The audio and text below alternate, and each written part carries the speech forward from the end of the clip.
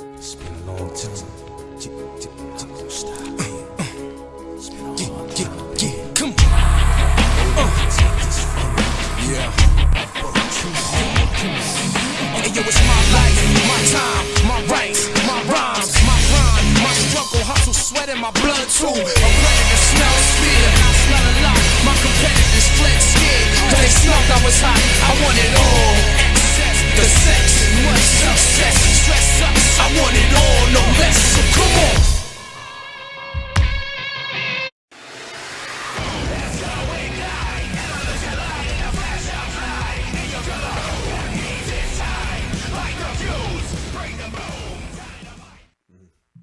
What up? It's your boy T-Bird Hunter Reaction. Today is Wrestling Wednesday. So happened to come across this on my YouTube timeline, and from Forbes channel, well-known AEW referee Aubrey Edwards was censored. Well, had a video for her called "Me Aubrey Edwards." It talks about how she came from a video game maker to an all-elite referee.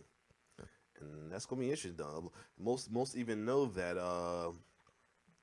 RB started out as like crazy as like a lot of the wrestler and current superstars, what it is in major and indies, started as a wrestling fan as well too. She's had a noble moment of her being a fan during the time when Daniel Bryan had announced his retirement in WWE.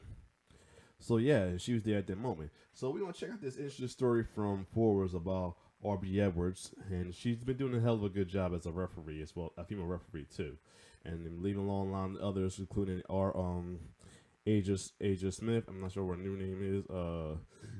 The other one from WWE, and there's some ones in Impact as well too. So without further ado, let's check out Aubrey Edwards from video game maker to all elite wrestler referee. Let's get it. Being a referee is a very empowering job because I get to yell at people and they have to listen to me. Mm-hmm. It's kind of nice to be able to get in people's faces, but ultimately our number one job is helping wrestlers tell a story. And if I'm getting in a wrestler's face, like, we probably talked about it ahead of time. And she don't play no games either. She was a better referee than the guys. Edward, but most people probably know me as Aubrey Edwards, referee for All Elite Wrestling.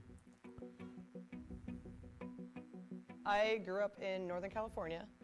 I was a classical ballet dancer since I was 9 years old. And ever since I was little, I wanted to make video games. Nice. So I moved up to Seattle, went to a school called DigiPenn Institute of Technology, got my 4-year bachelor's in computer science.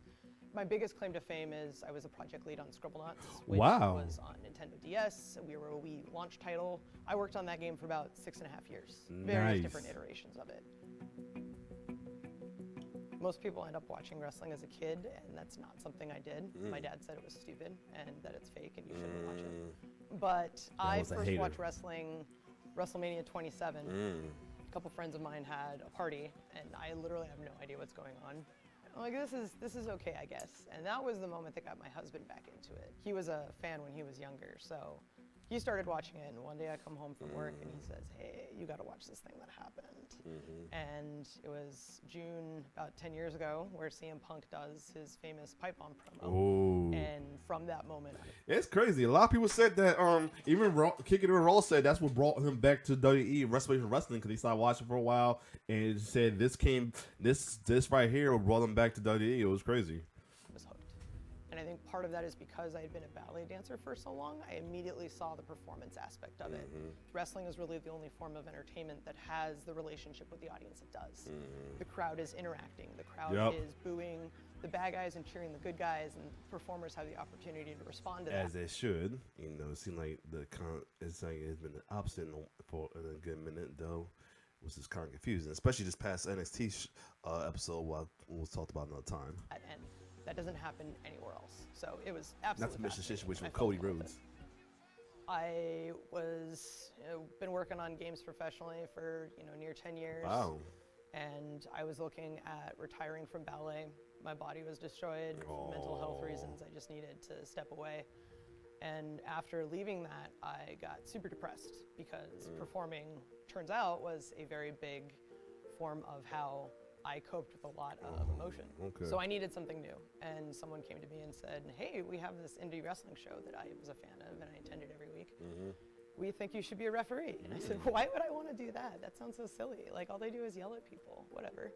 So I tried it. I was terrible. I tried it again. I was a little bit better. And a month and a half later, I did my first show. 2 years later, I'm here. I wonder if it's at Brody King too. That's ironic. You know, Brody King just made his debut on AEW this past last Wednesday.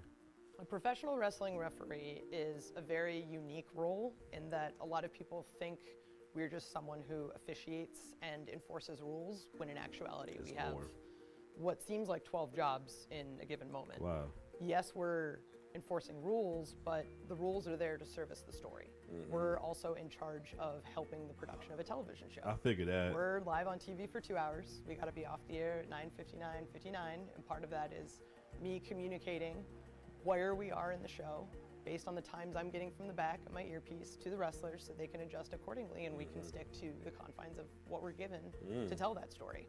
I really like the punctuality of we have to be on the air at 8 and we have to be off the air then. And so for me, it's just a different format of instead of following. And this is why I gave a lot of props to Agent when I found out she became a referee instead of to go ahead and see it in the WWE as a referee instead of a wrestler, because she started off as a wrestler in the Indies. But like I said, she's getting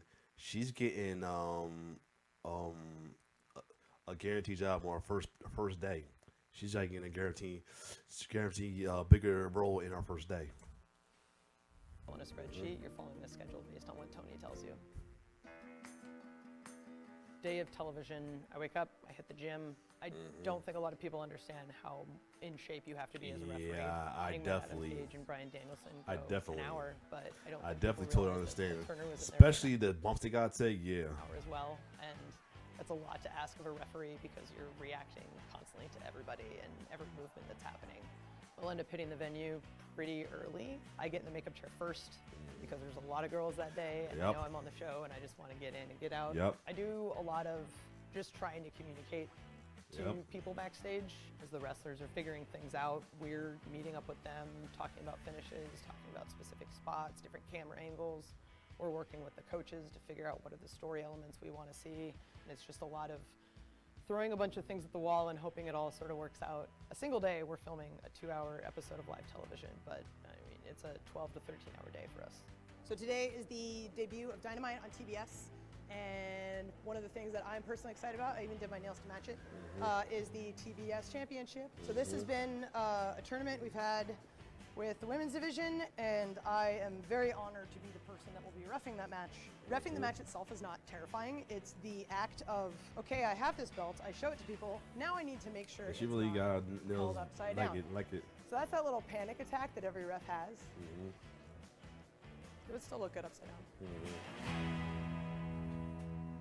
It's a very interesting thing being a woman in this role because at the same time, I don't want to be seen as a woman in this role, but I also know what it means to be in the prominent position I am. Coming from another male-dominated industry like video games, it's something that's sort of been on my mind my entire adult life, that there's not a lot of women, and what we're doing is super important for representation's sake and giving other women opportunities. AEW is a very interesting place. I gotta say, that was to me, good. I don't think about it like I'm just there yelling at dudes who play fight in their underwear. I'm not really thinking about like play fight in what underwear. it That's means too for me cute. to She be says that. my gender in this role, but hearing the responses from parents, especially on Twitter, saying like, "My kids are watching you and saying I want to be her when I grow up," and that's just really, really like. I had no idea, right? But now I see the impact that I'm having in wrestling, and that's really great. Something like being the first woman to ref a main event title match at a pay-per-view. We didn't do that so we could check the box. Like both Jericho and Hangman asked me to do that match because they wanted me specifically to do it. Something about her just stood out, that she had kind of star quality, which isn't super important for a ref, but it is to me. I thought she was the best person for the job, and I thought combining that with the fact that it's the first time ever using a female in this high profile position would be a really cool kind of a 1-2 punch, forward thinking type of an idea, because in the past you would never consider having a woman referee a guy's match. Why? I don't know. but I thought it was time to change that in 2019, and that's what we did. Regardless of what it is you're doing, whether it's a male-dominated field or not, that doing the best job that you possibly can is the absolute most important thing. The fact that I'm a woman is just extra bonus. Yeah, this was good. This was good. Little segment right here for Aubrey though, and then to hear about her story though, I mean, I already have respect for her regardless, but this gave me even more respect for her too. Especially she started as a video game maker. That's awesome. It was like something I was like kind of into doing it before I got inside of the music because I'm a big video game fan and all that. So yeah, I am being involved with video games musically. I mean, who knows? But other than that, if you like my reaction, like, share, subscribe to my YouTube channel. It's your boy T-Bear signing off. One love.